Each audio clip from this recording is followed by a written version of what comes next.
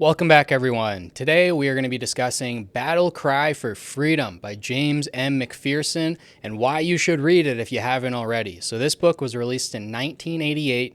It runs approximately 870 pages long. So I know it's a big boy, but this covers absolutely everything. If somebody were to ask me, what's one book you would recommend on the Civil War? If I only want to read one, it would be this one. So I'm going to provide you guys with a lot of information today.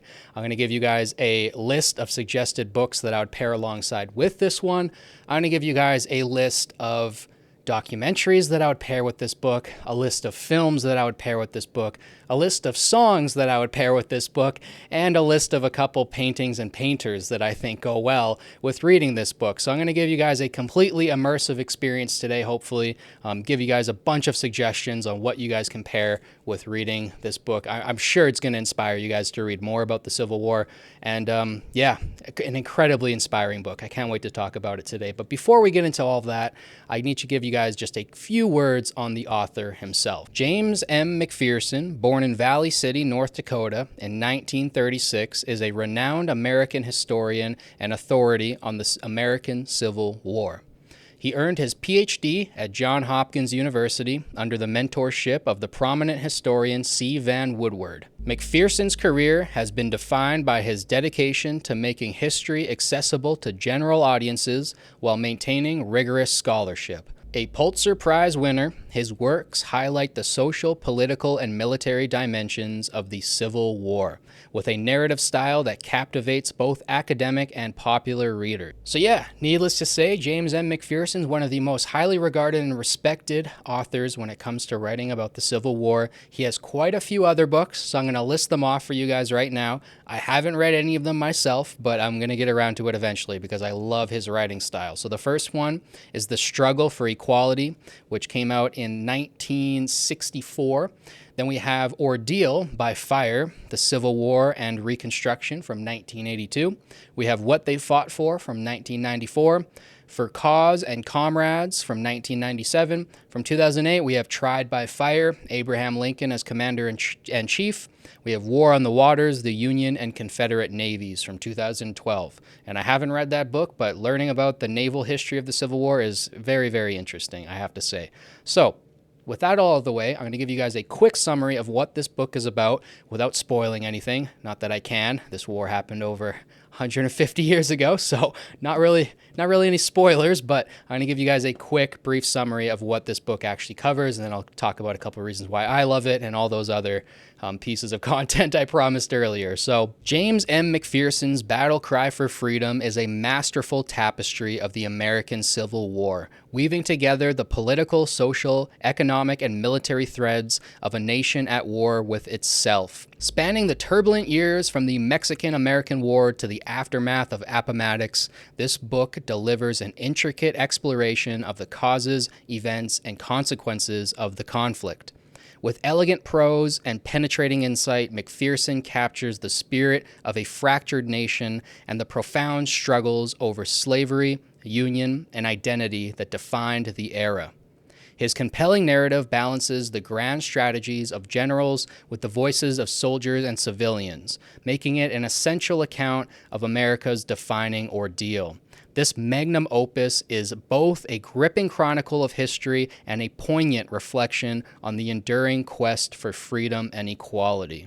So yeah, the beautiful thing about this book is it covers absolutely everything. It covers the start and a little bit before the start, and it covers the end and a little bit after the end, which is what you want from a history book. It's comprehensive. It's got photos all throughout it as well. Most history books do have photos in them, but it's always good to see that as well. And yeah, it was incredibly inspiring. This is one of those history books. I read history books all the time, and not all of them are inspiring, but this was one that just, it really got me going at the end of it. I felt pumped up and motivated, even though I'm Canadian. I'm not even American, but I absolutely loved it. It was a fantastic read. So I'm going to give you guys some suggested films first that I would pair alongside this. Now, if you guys want a comprehensive list of Civil War films, I do have my top 10 Civil War films video on this channel. You guys can go check that out. If you want more Civil War films to watch, I'm just going to suggest what I think are some of the best ones today. So first one we have to talk about is obviously Glory Glory from 1989. This focuses on the 54th Massachusetts Infantry, one of the first African American regiments. The next one we have to talk about is the fantastic acting performance by Daniel Day-Lewis playing Abraham Lincoln in 2012's Lincoln. Absolutely fantastic film. And next up, Gettysburg, 1993. This one gets overlooked a little bit, but if you want those excellent war scenes and you want the big battle sequences and you want tons of extras fighting each other, Gettysburg is your film from 1993. Absolutely amazing. Cold Mountain from 2003, bit of an underrated one. I think that one has Tobey Maguire in it, Nicole Kidman, if I'm remembering right. I can't remember the cast, but fantastic film. But yeah, those 4 films are absolutely brilliant. If you loved reading this book and you want to submerge yourself in that era a little bit, we don't have any time machines, but you can watch a film, so that should help. A couple documentaries that I would suggest. There's one at the top of the list that is just far and away above everything. It's kind of one of the best documentaries of all time, period, let alone history documentaries, and it's of course Ken Burns' comprehensive documentary series titled The Civil War from 1990. Highly recommend it. It can be a little bit tricky to find because it was a PBS documentary. I think it's on Internet Archive. If not, I would go rent it from a library or even just buy it because, like I said, one of the greatest documentaries I've ever seen in my life. The soundtrack alone is worth spending the money on buying it. So absolutely fantastic. And there's tons of little snippets of interviews in there with Shelby Foote, who we'll talk about in a second here. The second documentary that I want to recommend is a Smithsonian Channel documentary from 2013 called Civil War 360, another fantastic documentary about the Civil War. The next one is Rick Burns, so brother of Ken Burns. The two of them together kind of far and away, in my opinion, the greatest documentary filmmakers of all time. But Rick Burns also has one called Death and the Civil War from 2012. There's Sherman's March from 2017, exploring General Sherman's infamous campaign. Excellent documentary as well. And finally, I'll mention a 5th one, which is Gettysburg, the Final Massacre of Devotion from 2022. A more recent one out there, if you guys want anything more recent. But those 5 documentaries and those 4 films are absolutely fantastic, and I would pair it with your reading of Battle Cry for Freedom. So here are a couple books that I would also pair alongside it with it as well. The first of which, and this is going to be a little bit heavy, so hopefully I don't knock anything over, but the first one that I would recommend is a narrative trilogy called The Civil War by Shelby Foote, who I mentioned earlier. This box set is absolutely beautiful. I highly recommend it. I think it was only like $100 and some Canadian, so absolutely worth it. And if you want an immersive trilogy to kind of get you into the shoes of the soldiers, that's hard to say, the shoes of the soldiers, The Civil War by Shelby Foote is one of the best reads I've ever had in my life. It really puts you in that time period. And out of all the history books that I've read in my life, that one is one of the most immersive trilogies I've ever come across. Another one that I'd recommend is A Stillness at Appomattox. I can never say that word correctly. It looks weird when you read it, and then you try to say it, and you can never say it, and then you have to remember it's Appomattox. But yes, A Stillness at Appomattox by Bruce Canton. Absolutely a genius work. Team of Rivals, The Political Genius of Abraham Lincoln. Terrific book. Highly recommend that one as well by Doris Kearns Goodwin. This Republic of Suffering, Death and the American Civil War by Drew Gliplin Faust. I haven't read that one myself, but I've heard it's fantastic. The Impending Crisis, 1846 to 1861 by David M. Potter. Again, haven't read it, but I've heard it's amazing, so I wanted to include it on this list.